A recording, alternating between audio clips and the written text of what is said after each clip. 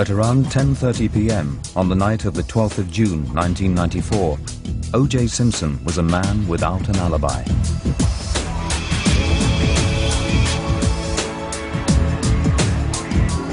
Was he chipping golf balls in his backyard as he claimed? Or was he driving to Nicole's house in a white Ford Bronco to commit a grisly double murder?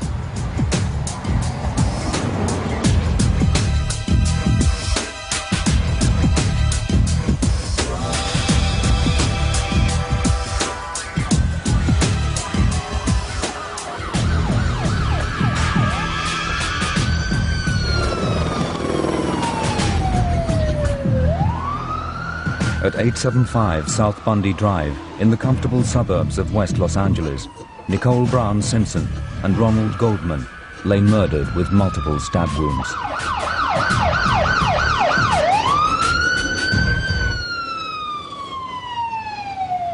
They were discovered shortly after midnight. When I looked at the bodies, this to me was a rage killing. There were numerous apparent slash wounds, stab wounds. They appeared to be all over the bodies. One of the victims had what we call bled out, if you will. The wounds were so severe, and that was Nicole Brown. She was lying on a walkway that angled down towards the street, and the blood was flowing in that direction. This is a crime of passion, overkill, jealousy, domestic, something of that nature. Rage, yes, absolutely. I mean, this alone shows you bang, bang, bang, bang. Those murders were ghastly. They were awful murders. I mean, Nicole Simpson had a slash of her throat that went all the way down into the vertebral column, 3 millimeters into the vertebral column.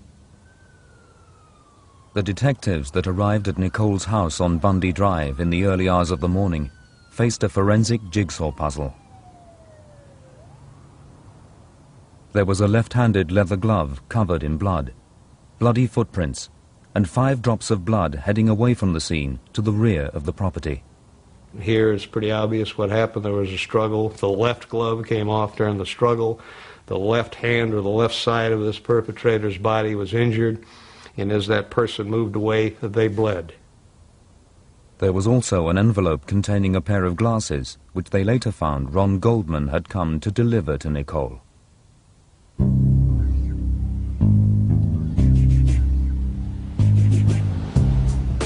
"35-year-old Nicole had been divorced from O.J. Simpson for 2 years. With 2 children together, Sydney and Justin, they had been fated as the perfect mixed-race couple. But their relationship had broken down, despite numerous reconciliations. And since her divorce, Nicole had begun to live life in the fast lane. I think within the last year plus of her life, I think she blew a fuse. I mean, something happened. And I guess, you know, the drugs would do that, you know.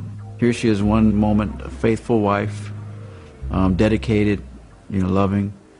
And the next, like I said, the rumors you hear, she's doing coke or she's sleeping around, and it was the whole thing, man. It was very sad.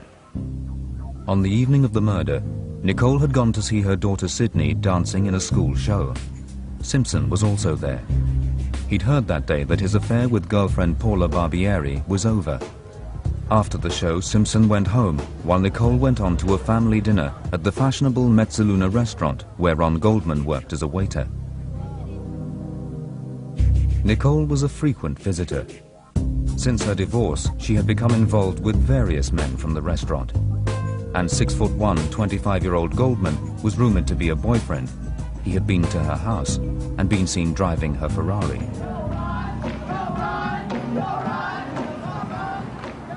Nicole and the children had returned home by 9:15. When detectives arrived, candles were alight, there was music playing, and a bath was still warm. Rod Englert faced the task of trying to reconstruct what happened. Nobody will ever know what was in her mind when she walked out, because she left her front door open, walked a few feet down the landing, down the steps where the attack occurred, and she was stabbed 4 times in the left side of the neck.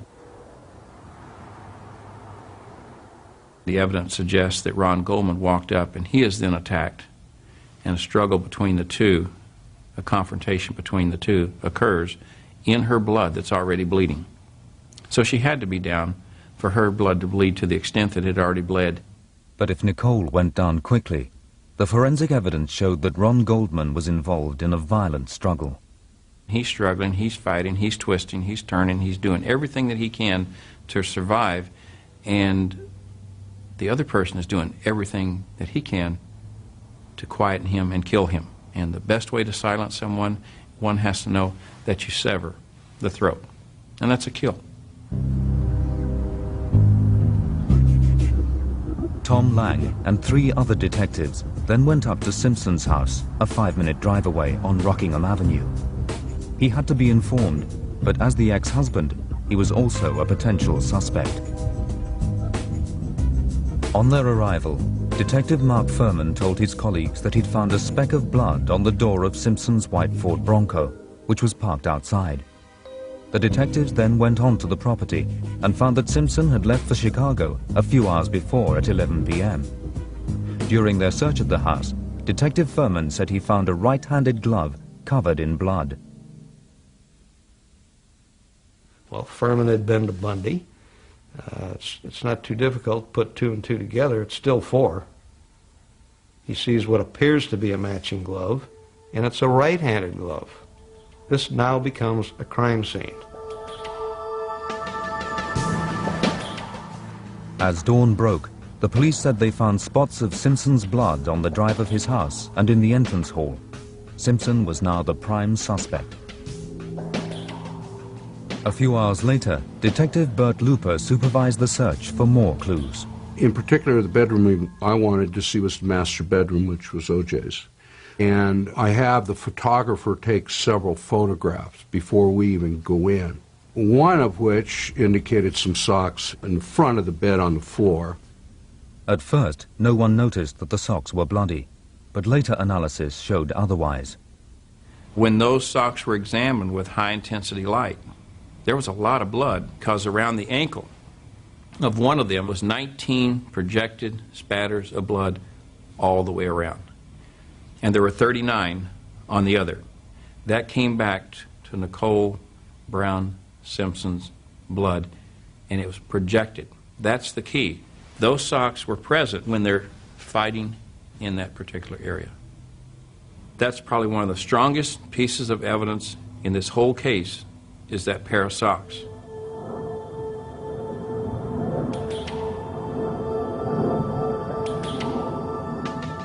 Simpson flew back from Chicago to face a house full of police and a story that was breaking all over the world.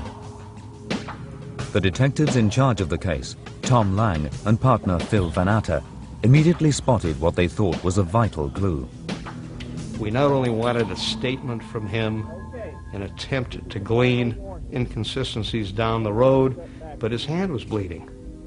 And guess which hand? His left hand. Okay, what can you say about this? Back up, please. Get out of the way. Get back here.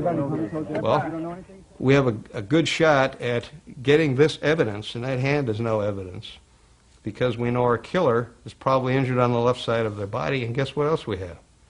We have a left-handed glove at the crime scene, and he's got his left finger cut. We got the finger photographed, he cooperated, we also got his blood. And during the interview, you get these inconsistencies that we eventually got. He says he bled all over. But how? Well, first it's on the phone, he believes, and then it was in some other way. He cuts himself all the time. When did you park your Bronco on Rockingham where we found it? I think during a 32 or 33-minute interview, I got 3 different answers. OJ, are you a suspect? David, I told you before he wasn't going to say anything. I know you got out. While the detectives built their case, Simpson was released to face the media frenzy. I was convinced then that he is definitely a viable suspect, but I wasn't 100%. Phil was 100%. But I also knew, handling high-profile cases in the past, that we better be damn sure. But as we went through the investigation, subsequent to the interview, everything fell in line. There was nothing exculpatory. There was nothing that pointed in another direction. Everything pointed one direction, and that was at Simpson. For the police, a key discovery was that Simpson had a history of abusive attacks on Nicole, both during their marriage and after they had divorced.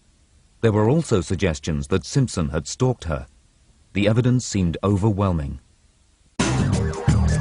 4 days after the murders, the police issued a warrant for Simpson's arrest, but he didn't surrender as promised. Mr. Simpson is a wanted murder suspect, 2 counts of murder, a terrible crime. We need to find him, we need to apprehend him, we need to bring him to justice as quickly as possible. Instead, with A.C. Caldings at the wheel, Simpson had visited Nicole's grave, while another family friend and lawyer, Robert Kardashian, read a note that Simpson had left behind. I had nothing to do with Nicole's murder. I loved her and always will. I can't go on. No matter what the outcome, people will look and point. I can't take that.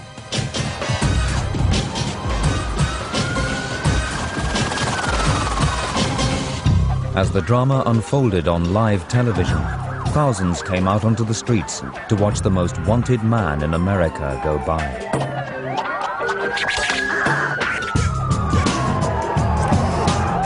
As the Bronco headed back to his house on Rockingham, Simpson held a gun to his head. A SWAT team was called and given their orders. Use your own discretion. You take him down if you have to.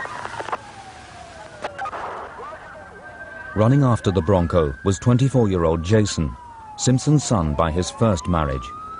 Shortly after the police dragged Jason away from his father, Simpson gave himself up. In his own words, a depressed, lost man. In the months that followed, the police continued to build their case.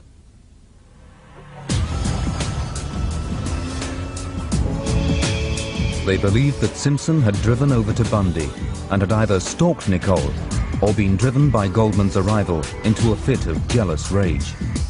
The detectives believed that he had then brutally murdered them both before driving back to his home, spreading blood in his Bronco as he went. The Bronco was a key crime scene in its own right. Rod Englert examined the vehicle when it was taken apart. When the detectives approached the white Bronco that was parked outside of the Rockingham Street address, there was a transfer of blood pattern on the Bronco door that was consistent with the bleeding left hand of O.J. Simpson. It's less than a ½ inch wide, a little over a ¼ inch wide. Consistent with when he reaches up and touches that to open the door. And that pattern is also consistent with the pattern on the inside of the door well where you open the door to get out.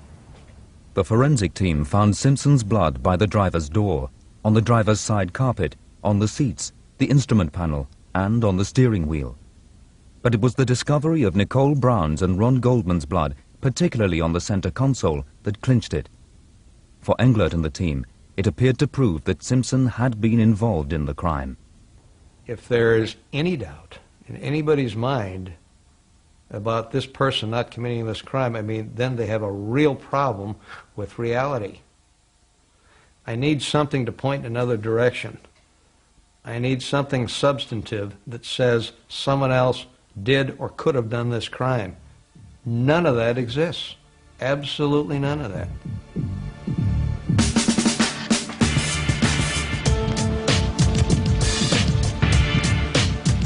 For the police, a mountain of evidence showed that Simpson was the murderer. But is their case really so conclusive?